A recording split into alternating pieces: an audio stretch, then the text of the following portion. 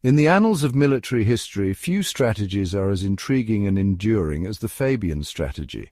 This approach to warfare, named after the Roman general Quintus Fabius Maximus Verrucosus, emphasizes strategic patience, attrition, and the exploitation of an enemy's weaknesses over direct confrontation. Unlike traditional military doctrines that prioritize decisive battles and swift victories, the Fabian strategy embraces a more calculated approach, aiming to wear down the enemy's resources and morale over time.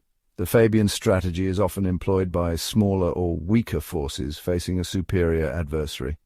It recognizes that engaging in a head-on conflict against a stronger opponent can be disastrous. Instead, it advocates for a war of attrition, relying on a combination of calculated maneuvers, strategic retreats, and targeted harassment to gradually weaken the enemy's will to fight. This approach is not without its challenges, as it requires a deep understanding of the enemy's strengths and weaknesses, as well as the patience and discipline to resist the allure of quick victories. However, when executed effectively, the Fabian strategy has proven to be a remarkably effective tool for achieving victory against seemingly insurmountable odds. Throughout history, numerous military leaders have turned to the Fabian strategy to overcome their adversaries, from the ancient battlefields of Rome to the rice paddies of Vietnam. This essay will delve into the origins of this timeless tactic, examining its key elements and exploring its application in various historical campaigns. By analyzing both the successes and challenges faced in these campaigns, we can gain a deeper understanding of the enduring relevance of the Fabian strategy in modern warfare. Ultimately, this exploration will shed light on the importance of strategic patience, adaptability, and the willingness to challenge conventional military wisdom in the pursuit of victory. The Fabian strategy owes its name and origins to Quintus Fabius Maximus Verrucosus, a Roman general who rose to prominence during the Second Punic War against the Carthaginian general Hannibal.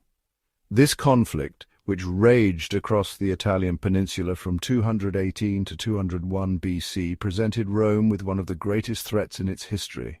Hannibal, a brilliant military strategist, had crossed the Alps with a formidable army, including war elephants, and inflicted a series of crushing defeats upon the Roman legions at Trebia, Trasimene, and Cannae. These victories, particularly the devastating defeat at Cannae, sent shockwaves through the Roman Republic, leaving it vulnerable to Hannibal's seemingly unstoppable advance. In this hour of crisis, Quintus Fabius Maximus was appointed dictator and tasked with halting Hannibal's progress. Recognizing the Carthaginian army's superior strength in open battle, Fabius opted for a radical departure from traditional Roman military doctrine. Instead of seeking a decisive confrontation, he adopted a strategy of attrition and delay, which would later become known as the Fabian strategy. Fabius's strategy centered on avoiding direct engagements with Hannibal's main force, instead opting to shadow the Carthaginian army, harass its supply lines, and engage in small-scale skirmishes whenever the opportunity arose. He recognized that Hannibal's army, while formidable, was operating far from its supply lines and relied heavily on foraging to sustain itself. By denying Hannibal access to resources and keeping his forces constantly on the move, Fabius aimed to weaken the Carthaginian army and gradually erode its morale. This approach, while initially unpopular among some Romans who criticized it as cowardly, proved to be an effective means of containing Hannibal's advance and preventing him from delivering a decisive blow against Rome. The Fabian strategy, named after Quintus Fabius Maximus, is a military doctrine centered on patience and attrition. It avoids direct confrontations with superior forces, preserving one's own troops and engaging only under favorable conditions. Utilizing terrain, ambushes, and hit-and-run tactics, it strategically retreats to avoid costly battles. The strategy also targets enemy supply lines to disrupt resources and weaken morale. Raiding convoys and destroying supplies are key tactics. Prolonging conflict and inflicting small-scale losses aim to break the enemy's will to fight. This leads to dwindling morale, dissent, and pressure on enemy leadership. The Fabian strategy turns warfare into a battle of attrition, using time as a weapon. By carefully choosing engagements and disrupting logistics, it seeks victory through patience and perseverance. Centuries after Quintus Fabius Maximus employed his namesake's strategy against Hannibal, George Washington drew inspiration from the Roman general during the American Revolutionary War. Facing the British Army, Washington recognized the Continental Army's disadvantages. Inspired by military theorists like Henry Lloyd, Washington adopted a strategy of attrition and strategic retreat.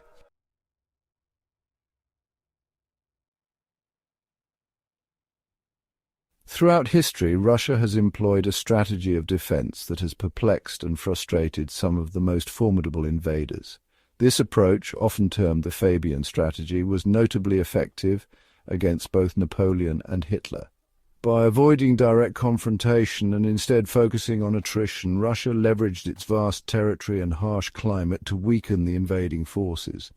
Napoleon's Grande Armée, once seemingly unstoppable, was decimated by the brutal Russian winter and relentless guerrilla tactics. Similarly, Hitler's Wehrmacht found itself bogged down and ultimately defeated by the same unforgiving elements and strategic withdrawals.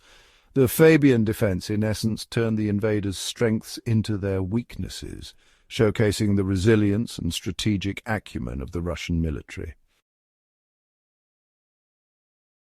The Vietnam War, a conflict marked by its unconventional warfare, saw the application of Fabian tactics by the Viet Cong and North Vietnamese forces.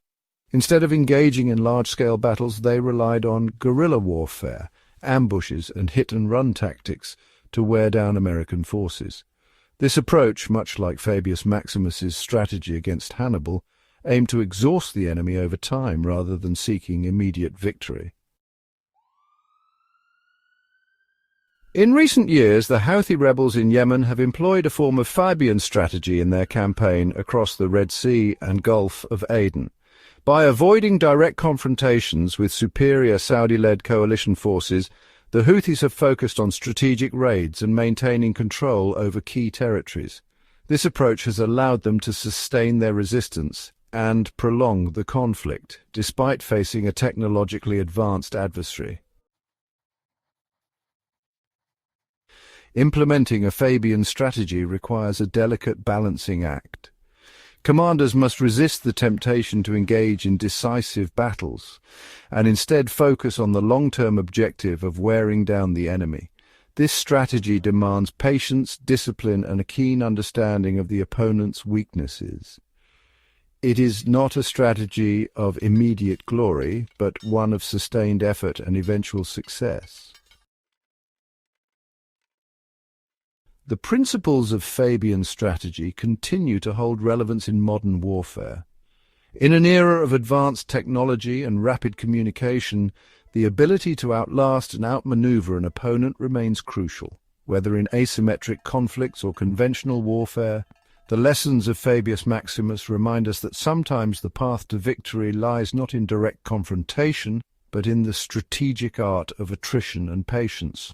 Want more epic tales? Check out the channel for more information and hundreds of other history videos. Thank you for watching.